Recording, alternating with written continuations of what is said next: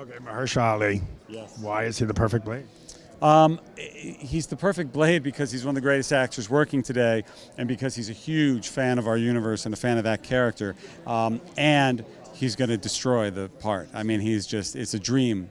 It's the kind of dream casting that you almost don't dare to dream that you could actually do it.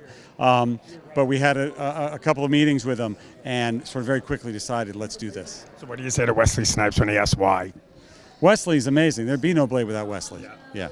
Okay, Fantastic Four. What story are you going to tell that hasn't been told yet? All of that is spoilers, but I'm extremely excited about those characters and about bringing Marvel's first family up sort of to the platform and the level that they deserve. Are you anywhere near casting? No. Story? No. See all the stuff we did today? But you dropped all these teases. I just said we didn't have time to talk about it. What's great about looking on stage, all those women, when did that shift happen? Was there a conscious shift, like we've got to get more women involved? I think it's been happening over the years, and a coincidence that, yes, both films we have in 2020 are both directed by female directors. And by the way, they're both amazing filmmakers, and that's what we want. We want to work with amazing filmmakers.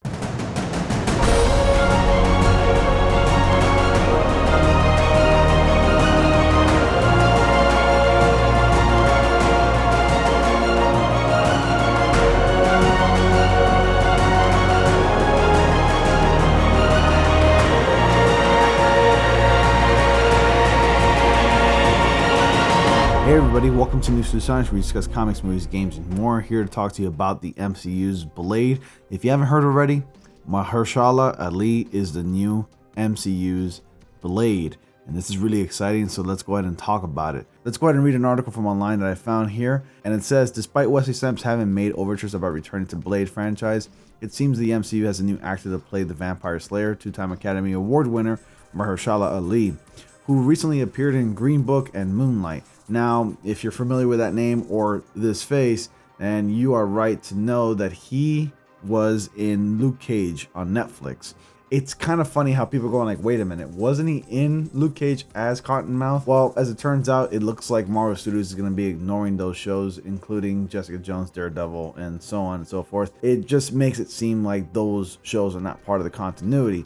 And it's pretty interesting to see that despite that he's been casted already in a show that's technically a part of the MCU, even though it's not referenced as much and the character is dead, they still went ahead and got him because Mahershala Ali is one of the coolest and greatest actors working today, and everybody wants him. And his name has been floating around on every household lately, and people are just very familiar with him by this time because he's already appeared in a lot of projects in the past few years. So, continuing on, not much else was revealed, including whether the character will exist in the film, streaming TV, or both.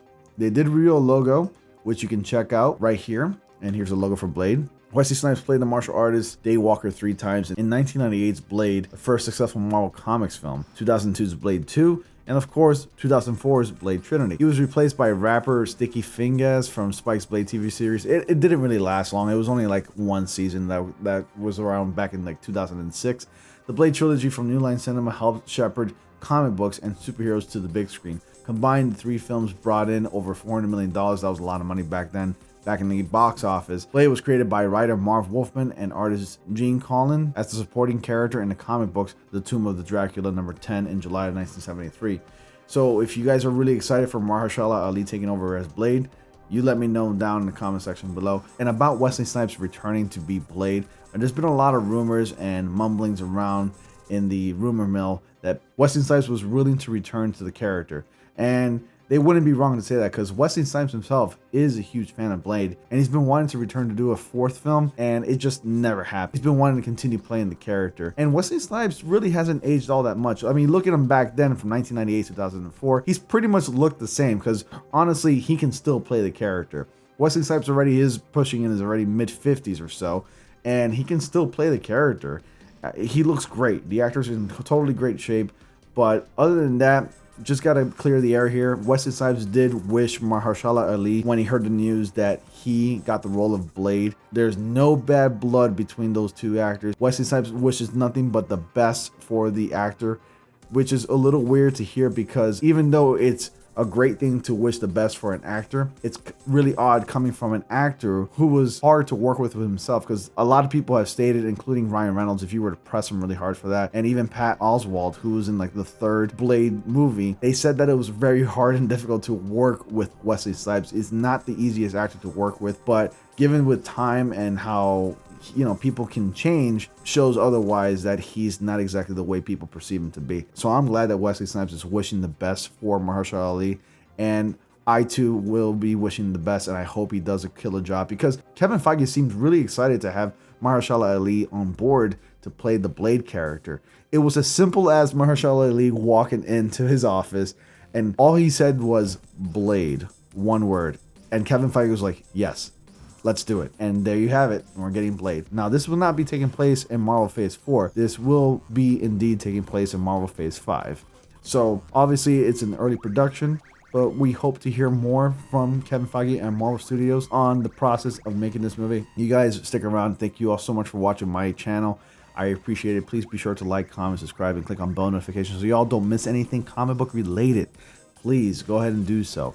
And with that being said, thank you all so much for watching. I'll see you all in the next comic panel.